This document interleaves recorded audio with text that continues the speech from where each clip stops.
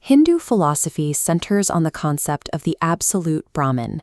It is the formless, ultimate reality that defines the entire universe. But this creates a massive cognitive hurdle. How can a human mind, bound by physical limits, comprehend a reality that has no boundaries and no physical form? The solution provided in this narrative is a physical one. The infinite assumes a perceptible form. These decorated wooden idols of Lord Jagannath, Subhadra, and Bal manifestation. This physical presence serves as a necessary bridge. It acts as a tangible anchor, allowing limited human perception to fixate on and understand divine infinity. To prepare for the consecration, devoted followers transport these idols to a massive, even ground adjacent to the palace. It is common to walk through life entirely blind to these underlying truths, focused instead on the immediate requirements of the mundane world. King Gala is the embodiment of this unawareness. He has spent the majority of his life in a spiritual vacuum, completely oblivious to the Supreme Lord Jagannath. This lifelong ignorance sets the stage for what comes next. A void this deep requires a monumental force to fill it. The scale of the preparations is staggering.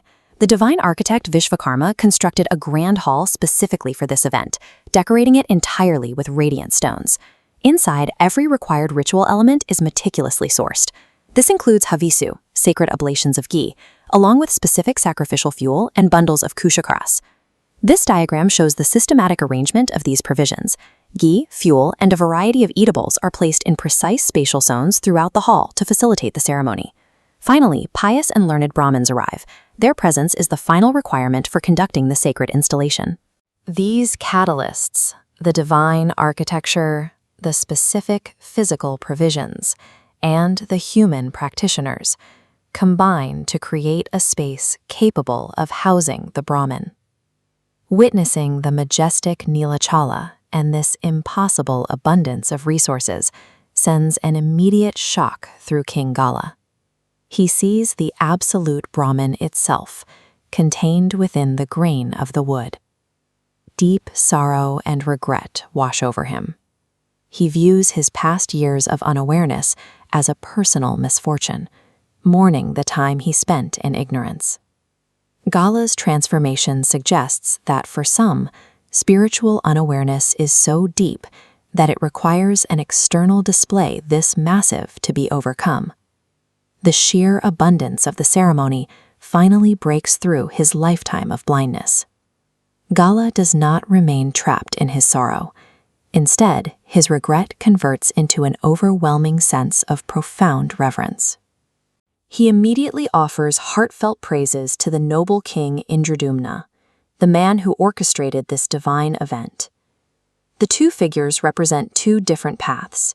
Indradyumna is the proactive visionary, while Gala represents a reactive awakening.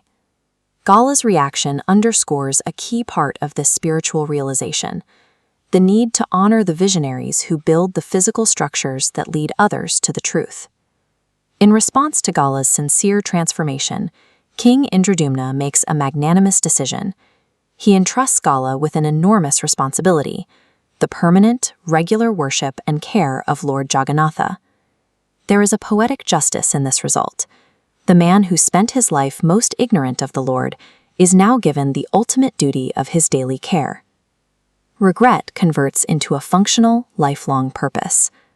The king who once lived in total ignorance now spends his days in constant physical service to the Lord.